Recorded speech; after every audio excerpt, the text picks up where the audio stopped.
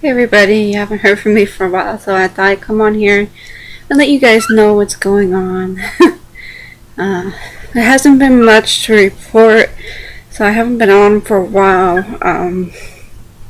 So you can probably tell by the title of this video, more insurance drama. I thought, the battle was over, but I guess a new one was just starting. Basically, I was excuse me, on the last video I said I got a phone call saying I was approved.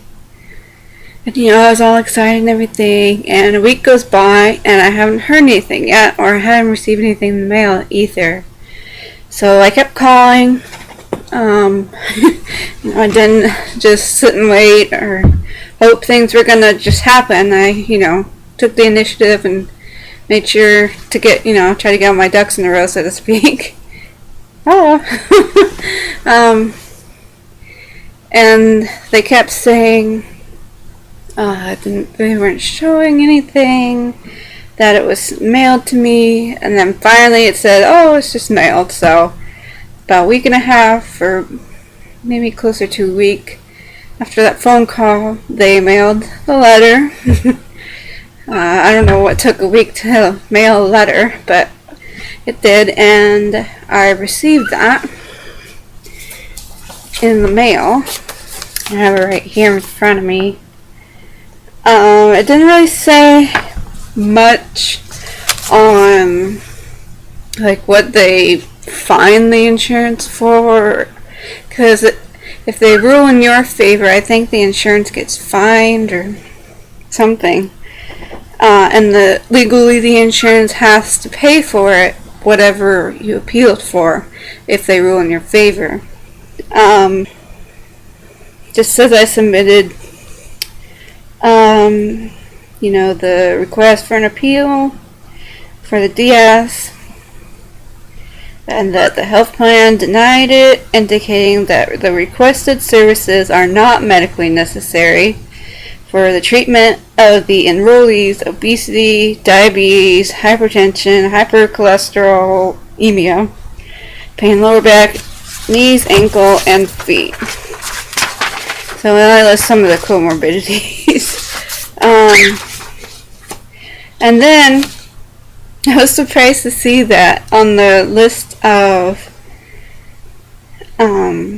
information that the reviewer reviewed was all my research studies I quoted in the letter. So I was like, oh, they actually read that, And that was nice. I'm like, yay, work paid off. They didn't just, stuff it aside and say, okay, but, they actually read it. My 19 pages I worked so hard on, but anyways. And it says, the enrollee notes that the health plan's provider does not offer the DS procedure, and one provider indicated that he does not accept what he considers to be high-risk patients and felt the enrollee was too high risk. One provider states in a letter that the enrollee is a candidate for bariatric surgery, specifically the DS, and she has type 2 diabetes, hypertension, high cholesterol, body pain that would, Squirt's eating my papers, body pain that would be improved or alleviated with this intervention. The provider indicates that NSAIDs are contraindicated for the gastric bypass due to the high risk of ulcers and ulcers in the blind pouch, thus is contraindicated for the enrollee. And it says the health plan says it's not medically necessary. And then I think it goes on to say what they said. It says based on review of the available records, this patient meets all of the This patient meets all of the standard criteria for bariatric surgery, including the NIH consensus guideline criteria. The patient is over 18 years of age, has a BMI that is greater than 50, and has failed dietary efforts in the past, and has completed a thorough multidisciplinary evaluation that did not reveal any obvious dietary, behavioral, or medical barriers to surgery. Consistent with these findings, this girl's trying to eat my face. Consistent with these findings, the requested authorization and coverage for bariatric surgery for the DS should be approved as medically necessary for the treatment of this patient's medical condition. So that was pretty much that. And then also in the letter, if I can find it, the services must be authorized within 5 working days.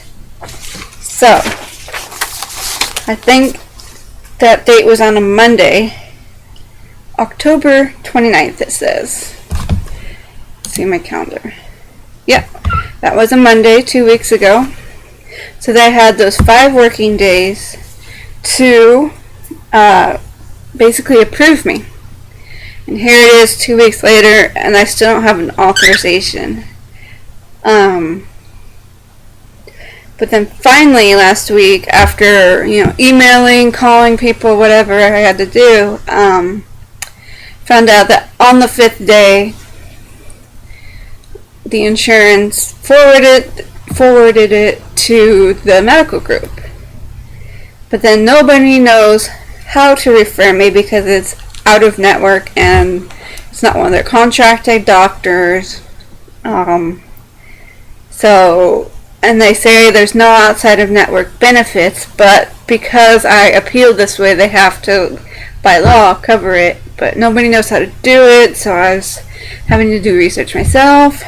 All these people, and finally, I also requested to see Dr. Rapkin in San Francisco if possible, because he performs the DS laparoscopically, and he's like 300 miles closer than the other surgeon they were going to send me to. So yeah, like 3 or 4 weeks later, I'm here and still waiting for an authorization number. Before I kept calling the medical group asking, have they received anything from me yet? But then they're saying now that the insurance, not the medical group, but the actual insurance pays for it because I will be in the hospital. I'm thinking, in the hospital? Well, is that just for the surgery? And it turns out, then they're telling me, oh, we're only covering the surgery, not anything else. I'm saying, well, you guys haven't referred me anywhere, and usually the route is you see a surgeon, they evaluate your health, pre-op tests, whatever, and then decide if, you're a good candidate or whatever. And they hadn't done any of that. The time when I saw Dr. Rebkin before, I paid out of my pocket $300 for the consultation. And that was hard because I am on a budget. And so I think they're supposed to reimburse me for that.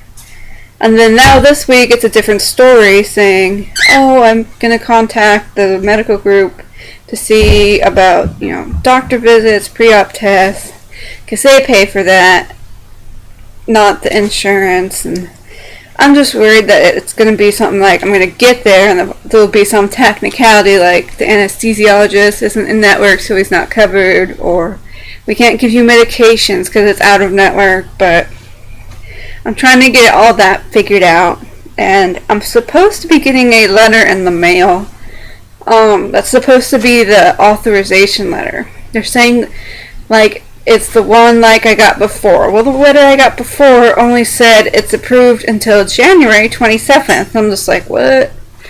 I haven't even seen the surgeon yet, and they're saying I have to have surgery by January 27th. Something ain't right here. And there's no authorization number on it. So, it was just a letter saying, yeah, you're approved, but you can't go anywhere right now because there's no authorization. Which was like a complete waste of time, and I had to call everybody again, wait through the weekends, and because they don't work on the weekends, so it's just like my anxiety is up there. But yeah, I should be getting a letter in the mail, and I'm supposed to forward that to Dr. Rapkin's office, which I really hope, it's not just running me around again, that I actually do get to go to Dr. Rapkin, because that is so much closer. He's a really good doctor. And basically, if they do send me there, I'm told that they have to negotiate a price with the insurance so I don't get billed.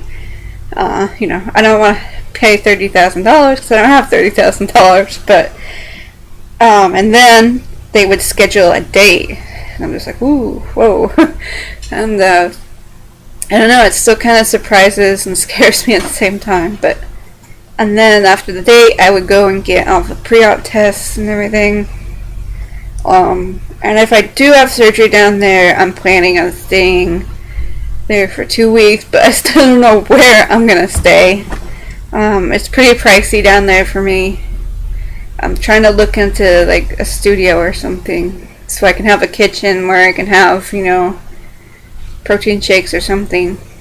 Because I doubt I'll be able to keep much down, but I was thinking studio because it might be cheaper. I don't know, but it's just kind of like overwhelming right now and frustrating because it's like I'm approved, but then I'm not.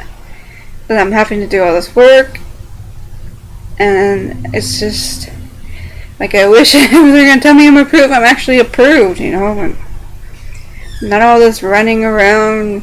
Been pushed around by the insurance for 4 years. I guess I should be used to it, but not giving up. I'm still fighting. Squirt's still here. I don't know if you can see him. He has his little wings out. But anyways, I just wanted to update you guys on that, so you don't think I've just fallen off the face of the earth here. Because I know it's been like 4 weeks since I made a video.